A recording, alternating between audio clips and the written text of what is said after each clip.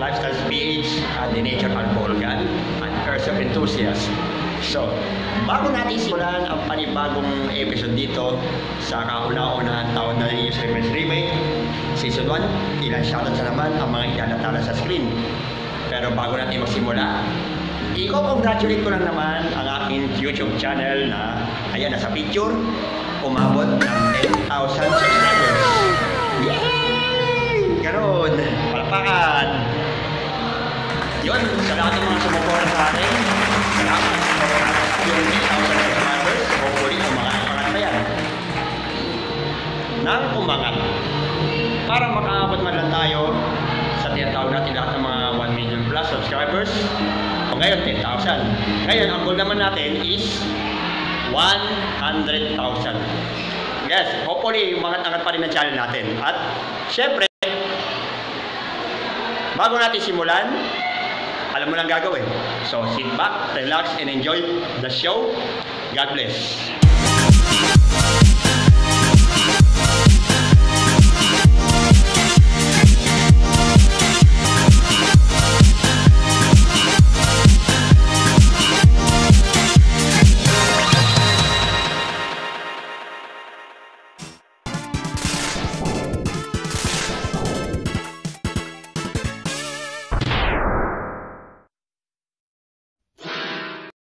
Now, we have already given a shoutout. So kagaya na sinabi ko dyan, yung YouTube channel natin nakaabot ng 10K. So i-congratulate natin mga sarili para sa lahat ng mga subscribers natin. So sisimulan na natin ang unang bukso ng taon dito sa Ninja's Revenge Remake Season 1. So on interval 15 of Ninja's Revenge Remake Season 1, known as, ayan, no? 12 Laws of Karma. Oh, so yun na nga. May isang individual dito sa UCC o estudyante na nagtanong sa akin kung meron daw na, alam mo na, kung meron daw na karma na nababasa sa Biblia. So meron, sa paghahanap ko sa Google, may nakita nga rin ako. Dalawang sitas ang nakita ko, which is, i-share ko sa inyo nito bago tayo magsimula dito.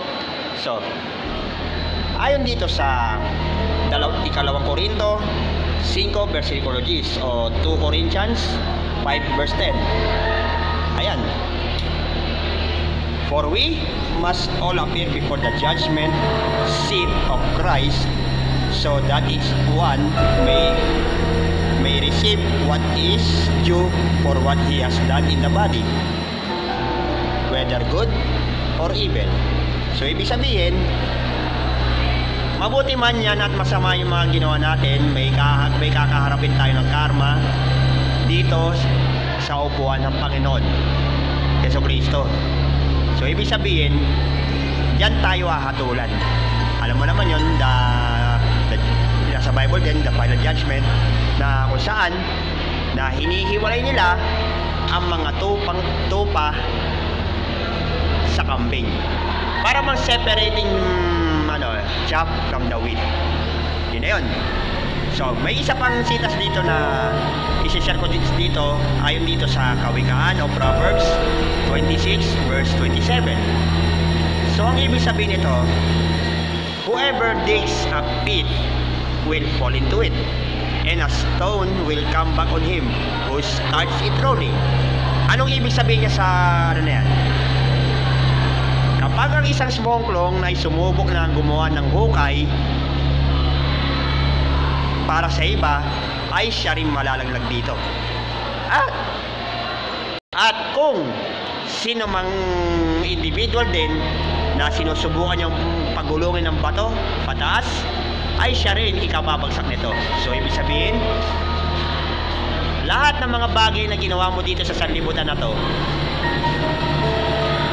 kaysa mabuti, masama, o kung ano-ano, may karma pa rin nakakaakit na kakaharapin ninyo dun sa taas. At kapag nawala na tayo, harap tayo sa langit, yun na yun, may karma nakaabag sa atin. tutusin, it's more like faith kasi yan. Pagka gumawa ka ng hindi maganda sa kapwa mo, at nagsalita ka pa at gumawa ka ng anumang uri ng kasalanan sa kapwa mo, maniwala ka sa akin, kapatid, haharap ka at haharap ka sa langit para nasa gayon, ikaw, putok sa buong pindeo ka, hahatulang ka ayon sa ginagawa mong panghato sa kapwa mo.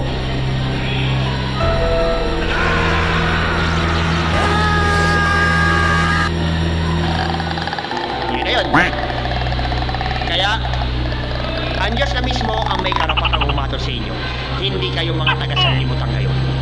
So, tama na yan para baka magsimula saan pa mapunta ang usapan na to. So, sisimulan na natin ang 12 laws of karma dito sa Renew Service Remake. So, eto, may mga 12 laws of karma dito na inilathala sa akin ng buti nating anghel na de la guardia natin. Ayan, may sinend sa akin, isi-share ko sa inyo. So, ito yung the 12 laws of karma. Ito, mga 12 klase ito. Isa-isayin natin. Ayan. Unahin natin itong isang to. The Great Law. Tama, the Great Law. Whatever we put in the universe will come back to us. Para ba yung tipo na kung ano man ang itinanim mo, ay siya rin mo nga anihin. At kung ano mang, halimbawa, kapag ang basura mo ay itinapo mo sa iba, ay siya rin babalik sa'yo. Ganoon lang yan eh. Para bang hindi mo siguro magugusto na kapag ang ganitong segment na to, let's see if you don't like it when the tables had already turned. Pagdating sa karma na yan. So, ibig sabihin, kung ano man ang ginawa mo rito, parang golden rule yan eh. Kung ano man ang ginawa mo sa kapwa mo, ay siya rin gagawin sa'yo. Kaya huwag mong gagawin sa iba yung mga bagay na ayaw mong gawin sa'yo. Tapos, so sunod dito, law of creation. Law of creation nga, kasi life does not happen by itself. We need to make it happen. So, ibig sabihin, ang buhay nga ba ng isang tao ay hindi naman nangyayari ng pusa yan. Tayo ang gumagawa ng lahat ng mga agamawa sa buhay natin. So, kung hindi ka marunong kumilos sa kapwa mo, wala rin. Hindi ka uulat sa mga ginagawa mong yung pagiging one-tamad syndrome, lahat-lahat. Kung ayaw mong kumilos, patay tayo dyan. Kung ayaw mo, alam mo, mas maganda gawin mo sa sarili mo, tulungan mo na lang yung sarili mo umangat. Oh, tama. Kuha ka na ng lubid, tsaka pahila ka pangat. Ayan ang sinasabi ko, lahat ng buhay sa mundong ilalim hindi nangyayari na yun lang. Ibig sabihin, tayo mga taga-sanlibutan ang gumagawa lahat ng mga chain of events dito sa mundo na to. So, yun ang law of creation dito. So, susunod naman dito, ito ang law of humility. Ayan. Law of humility consisting one must accept something in order to change it. So, ibig sabihin, kayo mga taga-sanlibutan na to, na akala mo siguro, ikaw mo may konti pinag-aralan, akala mo kung sino na magmamagaling, magmamataas, mukha ka naman na, kargador ng gas. Putri gas. Alam mo, mas magandang gawin mo sa sarili mo, magpakumbaba ka na lang, hindi yung putargis ka, puro kayabang. Kumbaga sa mga playerbo pa lang kayo, pasimula pa lang kayo. Ewan ko, hindi natin masasabi kung anong magandang gawin sa kapwa natin. So, tama na natin na maging mapagkumbaba tayo sa lahat ng oras. Pero piliin na natin yan, piliin natin yan sa ibang transition yan, yung pagpapakumbaba na yan. So, yun. Humility is better than being humiliated. Agreed? Good. So, yung number 4 is, ayan, law of growth. Law of growth consisting when we change ourselves, our lives follow suit and change too. Kapag kaya mong baguhin ang sarili mong pamumuhay, syempre, kaya mo rin baguhin lahat ng mga bagay-bagay dito sa libutan na to. Kumbaga sa lifestyles, yung sinasabi nila, ayun, life is a choice. Ayan. Ano ba nakalagay sa life is a choice na yan, yung binabanggit ni GMD Frank Mendoza. My life of today is the result of the attitude and choices that we made yesterday. My attitude of tomorrow, it will be the result of attitude and decisions that make it today. So yun na yun. So yan ang tinatawag na law of growth. Kailangan may pag-ulat ka sa sarili mo. Kahit na every little step, makakatulong din yan para maangat ka sa tuktok. Lalo na doon sa tinatawag natin narurok ng karunungan na halos hindi mo man mapantayan si Haring Solomon, hindi mo mahigitan yon, at least maging kagaya mo siya. So yun na yun. Sunod dito, law of responsibility. So we must take responsibility for what is in our lives. Siyempre, bilang tayo mga trabahante dito, bilang mga empleyado dito at negosyante, bilang mga boss natin dito, at kung ano pa ba mga katungkulan natin dito sa mundong ilalim na to, yung sa libutan na to, syempre may mga responsibility dapat tayo na gawin natin. Syempre, unang-una, ang tungkulin natin, unang-una, sumamba sa Panginoon, sama. Pangalawa, yung mga duties and responsibilities natin dito sa mundo na to, bilang mga trabahante o mga empleyado o mga bossman, kung ano pa man ang mga nasa katungkulan ng matataas o ano. So lahat, gawin mo lahat ang mga responsibility mo rito, nang sa gayon magiging successful ka rin pagdating ng araw. Kagaya ng ginagawa ko, kahit magtintil man lang ako ng asin, kahit na pakapi-kapi na lang ako araw-araw, okay na sa akin yun. At least nasusunod ko rin ang kalooban ng Panginoon. Yan ang best bit na responsibility na dapat mong gawin sa sarili mo. Agreed? Good. So, next is law of connection. The past, the present, and the future are all connected. Para bang tinatawag natin yung konektado nga talaga. Siyempre, yung mga history na dapat natin aralin, yung present at yung sa future na dapat natin kaharapin sa lahat ng mga bagay na nangyayari sa atin. So, yun ang at higit sa lahat sa law of connection na yun, kay God. Doon sa Ama, sa taas. Yan ang kailangan natin ngayon para sa gayon, kahit doon sa pagsamba natin, kailangan talaga yun. Yan ang magiging connection natin sa taas. Once na kapag may hinihiling tayo sa Kanya, lahat ng mga panalangin, lahat. So yun na yun, gawin. Huwag naman natin kakalimutan lahat ng mga responsibility natin dito sa mundo na to. Bilang empleyado, o boss, o kung ano mga ano. Sige. So, next is law of focus. Ayan. Law of focus, ayan. Ito. We can think of two different things at the same time. Siyempre, hindi mo kailangan isipin lahat ng mga yan ang mahirap pag malalim mga mag-isip, ingat-ingat din. Kasi alam mo na, kailangan magkaagulo-gulo lahat ng mga focus sa trabaho. So ibig sabihin, mag-focus ka sa ginagawa natin sa trabaho mo at hindi yung putangin ng mga daga kayo na mahilig manilip ng kapwa mo.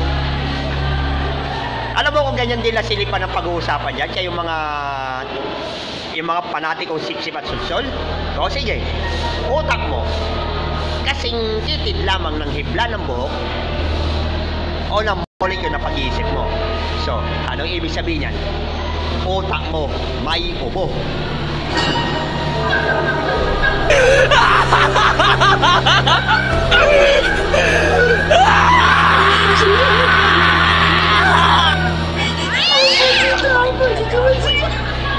So yung ibig sabihin nun, alam mo, tatanungin kita. Kung meron, sa ginagawa mo paninilip sa kapwa mo, yung pampalapuna ka, do you have a business? Sasabihin mo, no. Because you don't have any kind of business in my life and other people. So, ibig sabihin nun, that's none of your business. So, sasabihin ko sa ito, mind your own business, scratch your own jalis.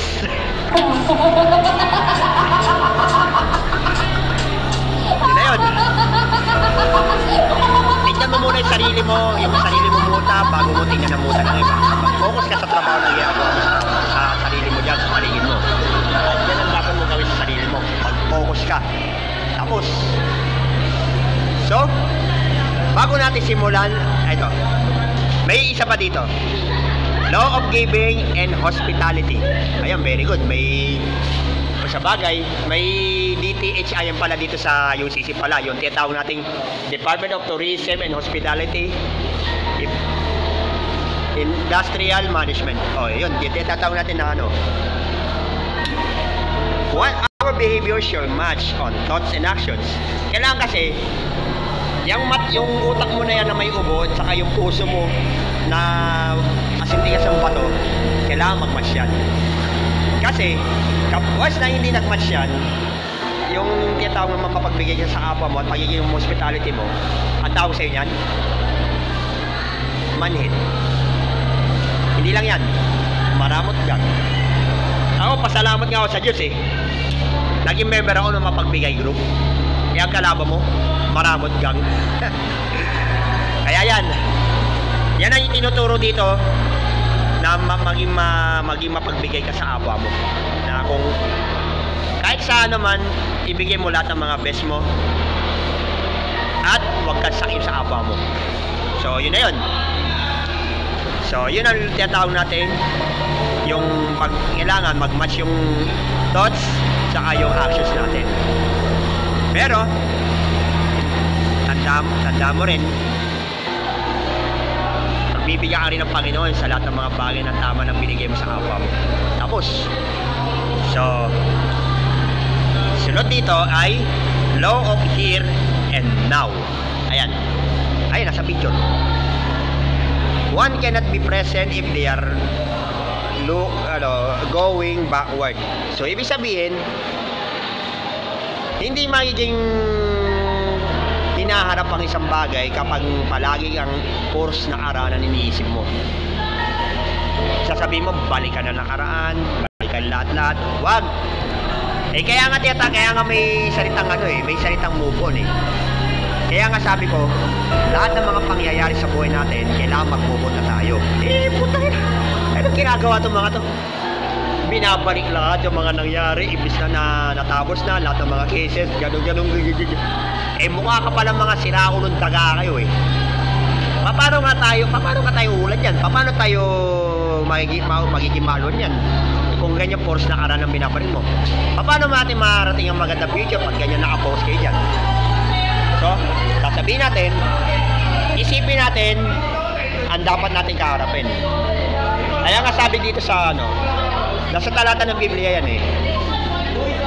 Huwag mong problemahin ng bukas kasi meron na alam para dyan. So yun na yun. Antay-antay din at isipin natin ang present na to at yung mga kasulukuyan natin dapat gawin natin. At huwag na yung magbalik sa mga nakarampa na masasakit. Tapos tayo, ngayon, agreed? Good.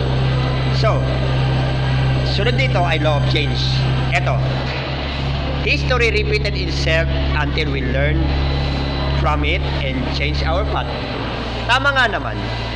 Para bang yung tinatawag nating chismis ngayon, kasaysayan noon. Chismis noon, kasaysayan ngayon. So, ibig sabihin, tama rin pala lahat ng mga itinuturo dito sa pamantasan na to. Lahat ng mga history, lahat ng mga tinuturo dito sa eskwela na to, kung ano mga dapat natin kung ano mga chain of events na nangyari sa atin, pati na rin sa pamumuhay natin.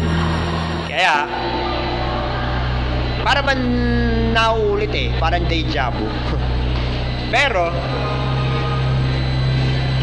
kung napag-aralan na natin lahat ng mga bagay-bagay na to sa sanlibutan na to, at syempre pag napag-aralan natin, babaguhin natin lahat natin mga lakad, yung mga takbuhin, lahat-lahat. So yun na yun.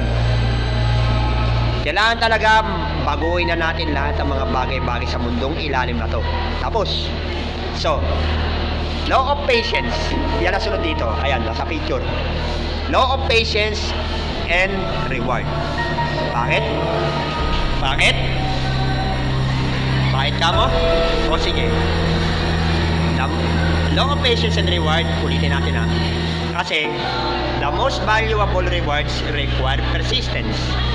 So, ibig sabihin, sa lahat ng mga bagay, pag-aralan din natin ang magiging pasensyoso natin. Yung tinatawag natin may diplomacy. At, syempre, kailangan maging pasensyoso tayo sa lahat ng mga bagay-bagay dito sa nangyayari sa atin. At kung masyado tayo mainit, para tayo mukhang Bicol Express ang dating natin. So, ito. So, ibig sabihin nun, sa sobrang patience ko, napalagoy ko ang aking mga subscribers dito sa YouTube na umabot ngayon ng 10,000 subscribers. Diyan nagsisimula yung pagiging pasensyoso ko. So, naghihintay rin ako, hindi lang yan, pati yung revenues ko. Kahit na mabagal progreso, pero nakakagat din, pabering yan. Yan sa treasure ko na yan, na 100%, $100, yan ang magsisilbing reward sa akin. Dahil sa pagiging kasipagan ko rin, kahit hindi ako gano'n nakaka-upload ng mga ng videos, yung mga bagong dahil sa busy sa trabaho, sa sunod na events. So yun.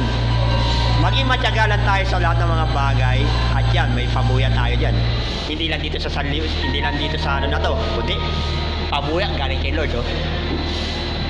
Yun ang maganda rin ang maging pabuya mo. Pag nagawa mo lahat ng kalooban ng Panginoon, nasunod mo. Ayun, maniwala ka sa akin. Meron tinatawag na may biyaya na matatanggap. Agreed? Good. Oh, may video bomber dito, si Mama Germs. Shout out. Last but not least, law of significance and inspiration. Ayan, nasa video, nasa picture, ayan. Law of significance and inspiration. Ayan, rewards are a direct result of the energy and effort we put into it. Tama nga naman. Significance and inspiration, syempre, nai-inspire mo lahat ng mga bagay na gagawin mo sa mundo nito. Lahat ng mga itinuro sa'yo na lahat ng mga mentors dito sa pamantasan na to. Sa loob at labas ng UCC, hindi lang UCC, buong Caloocan, nakakaabot na ako ng all across every corner of the globe. Hindi lang all across Camarin, all across Caloocan, NCR, Luzon o Philippines. Nakakaabot na rin lahat ng mga ko dito sa Nam, sa Laos, Cambodia. Lahat ng mga videos ko na napapanood ng mga buti natin mga subscribers ko. At syempre, yan ang inspiration ko sa lahat ng mga itinuro sa akin ng mga mentors ko dito.